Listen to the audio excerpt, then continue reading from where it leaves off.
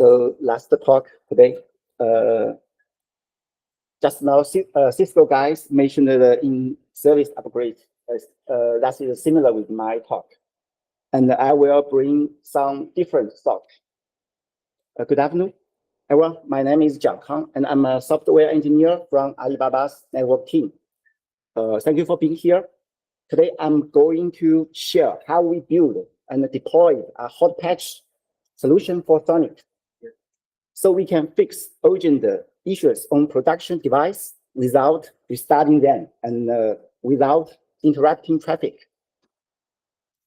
When a production device runs into issues, there are three ways to fix: cold boot, warm boot, and the hot patch. Cold boot is the safest and the simplest from a software point of view, but it causes traffic interruption. If you are handling urgent issues on the critical path, that can be unacceptable. Warm boot is designed to safer in terms of the traffic because the data plan is not restarted. However, warm boot is not easy. It's difficult to implement well. And in complex real-world scenarios, you can still hit issues when state changes during the recovery. Finally, there's the hot patch. Actually, hot patch is like fixing a plane while it's flying. You take some risk, but you avoid a restart and you avoid service interruption. Actually, for certain agent bugs, hot patch is the best option if you have the right safety check in place.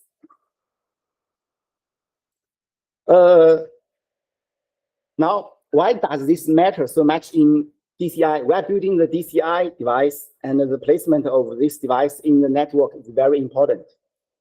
Because of that, we run software in a golden release mode. We upgrade the software roughly once every 3 years. And we avoid frequent upgrades. Frequent upgrades introduce changes and risk. And that's not acceptable for DCI. Warm boot might sounds good, but we have real-world case where warm boot can still cause about 10 seconds of packet loss if port flagging or if a BGP session changes states during the restart process. For DCI, the 10 seconds of loss is unacceptable. So we want a way to fix bugs quickly without full upgrades and without restarts. Hot patch fits that need very well. The catch is that the SONiC community does not currently support a hot patch feature. So in the rest of the talk, I will walk you through how we made hot patch work in SONiC. We stand on the shadows of the Metro Linux technology. In the kernel world, K-patch is well known and provide approach for hot patch. In user space, there's LibCare, which brings the same idea to user space process. These tools support x86 and x64. They let you build patches with one command, support the encryptable patches, and most importantly, they only pass the packet process for very short time, mere seconds. While applying the patch, they are open source, and we are integrate this capability with SONiC process to build a critical hot patch solution. Here's the hot patch idea in one picture. We take your source code, change and turn it into a patch file. When then load that patch into the running process. At the entry of the original function that has a bug, we insert a short jump instruction that redirects execution to a new function that contains the fix. Imagine you have a function B that needs a fix. We create a new function B prime that contains a fix. Before patching, function A calls B directly. After patching, when A calls B, execution hits jump. We insert at the B's entry and transfer to the B prime. If we need to uninstall the patch, we simply remove the jump at the B's entry, and the process resume calling the original B. That's the basic idea. So let me go out level deeper and explain why the compiler and the assembling stage may matter. When you build a program, the pipeline is the pre-process, compile, assemble, and link. For hot patch, the assembling stage is the key because we need to instruction level control. We need to know exactly where our function starts, what the relocation I needed, and how to safely insert a jump without breaking the binary. We use a tool called LibCare CC, which is basically a wrapper around GCC that keeps the assembling output file during the compilation. By keeping this assembling file for both the original and the patched version, we can compare them exactly and generate a patch that touches only the change paths. Now I will walk you through the patch build pipeline step by step using a simple hello.c, for example. First, we compare the original hello.c with LibCare CC to generate the corresponding assembling file, hello original.s. Next, we make our code change. This gives us the hello patch.c, and we compare it with LibCare CC to get hello patch.s. Then we use another component from LibCare called kpatch source. This tool make both the assembling file hello.s and the hello patched.s and propose a line by line comparison. It identifies the paths that are not unchanged, the paths that are modified, and the paths that are new. From this analysis, it generates a new assembling file that responsive just the patch called hello.patch.s.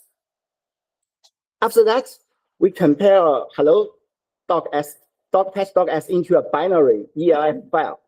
When we link it, we use the -q option so that the relocation information is present in the patch ELF. This is important for correct loading into the packet process. Then we trim the ELF to keep only what we need for patching. We're using kpatch strip to remove sections that haven't changed. We use kpatch strip real fix up to fix up location entries. We run strip unneeded to remove symbols that are not referenced by the relocations. The kpatch strip undo link reset the offside to produce a change up file, hello.stripped. Finally, we run kpatch make to add a build ID to the patch and produce the final kpatch file. The build ID is how we ensure the patch applied only to the exact binary we intended to patch. If you want to check the original program's build ID, you use read ELF -n, and you will find it stored in the doc.build ID section. What does the patch ELF look inside compared to a normal ELF? A patch ELF have two notable additions, a kpatch handler and a doc.kpatch section. The kpatch handler stores the key information needed to apply the patch correctly, such as the build ID and the offset, like the jump offset, where we will insert the jump instruction.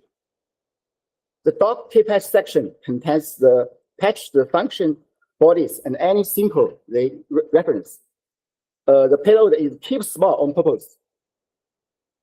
We include only the changed code and the metadata required to relocate if it's safely and bound it to the right place in the packet process. Let's talk about the application of a patch to a live process. And most importantly, how to do it safely. We use LibCare's tools, LibCare control, to apply patch. We start by initial LibCare control all data structures. We pass the ELF info for all modules load into the packet process, X tables and shell library. So we know exactly what's in the memory. We check whether any K-patch files are already present to avoid conflicts. We use ptrace to intercept and freeze the packet process, so there are no risk conditions while we insert the patch. We pass the patch ELF, allocate memory in the process address space, and load the patch info into that memory. We reserve the simple reference by the patch, so every call can address point to the right place. And we apply the needed relocations. We run a safety check. We look at the current call stack while backtrace to make sure the function we plan to patch isn't running. If it is on the stack, we wait. If not, we proceed. We insert a jump at the packet function's entrance. So future calls go to the new function at the end. We unfreeze the process and let it continue. From the process's point of view, nothing major happened. It just started using the fixed function on the next call. Of course, once you have the mechanism, you need to operate day to day. Our hot patch manager covers creating patches, applying them, uninstalling them, and the listing or viewing which patches have been applied to which processes. That's also the patching of the device reboot.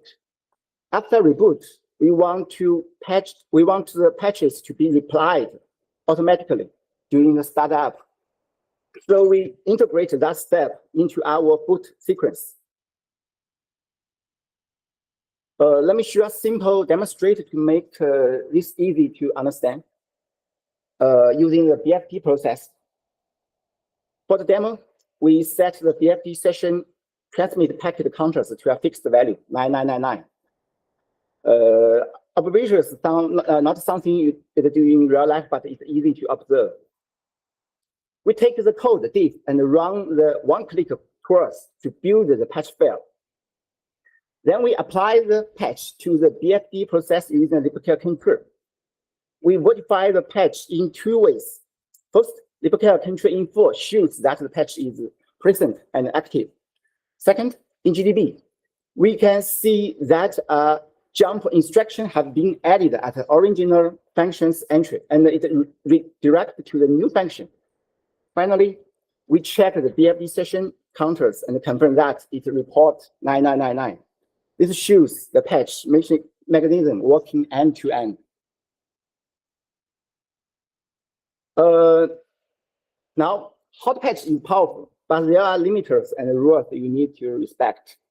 Our approach supports C and C++ code, and static function can be patched. That's fine.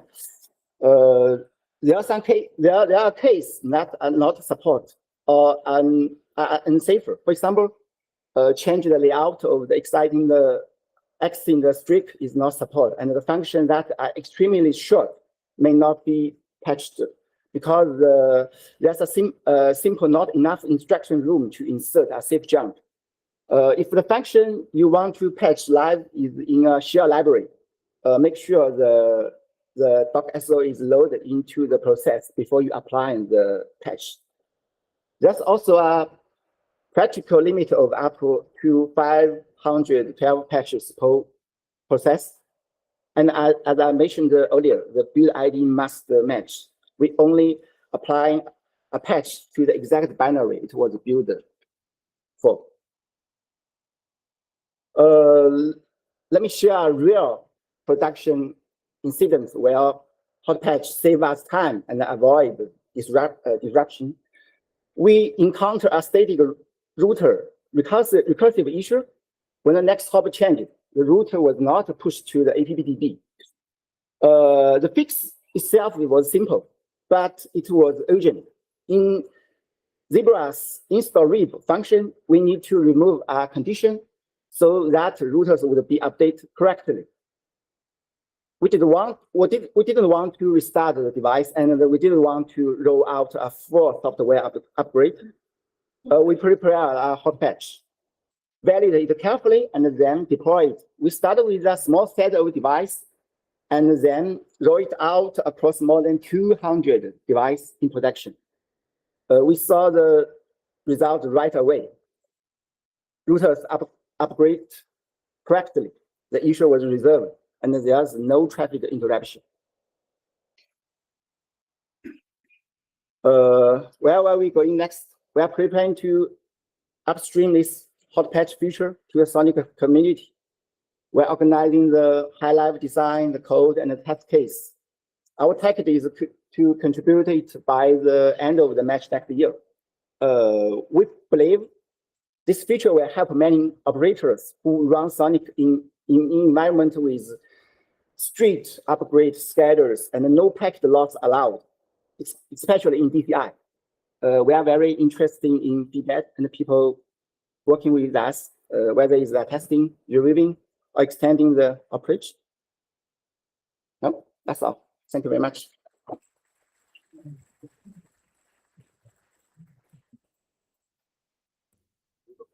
Hello. Kind of curious, are you changing the memory pages, like the executable bit of memory pages to do the patching? Sorry, the writable bit, not the executable bit. Sorry, can you repeat your question? Are you changing the write bit for the memory pages to do the patching? No. And also, how does this work with things like measure boot and secure boot? Measure. Sorry, I'm you're changing the signatures of things like the image that you're loading, to do the patching. And so if you do the patching with a running system, do you also have to go through like an attestation process?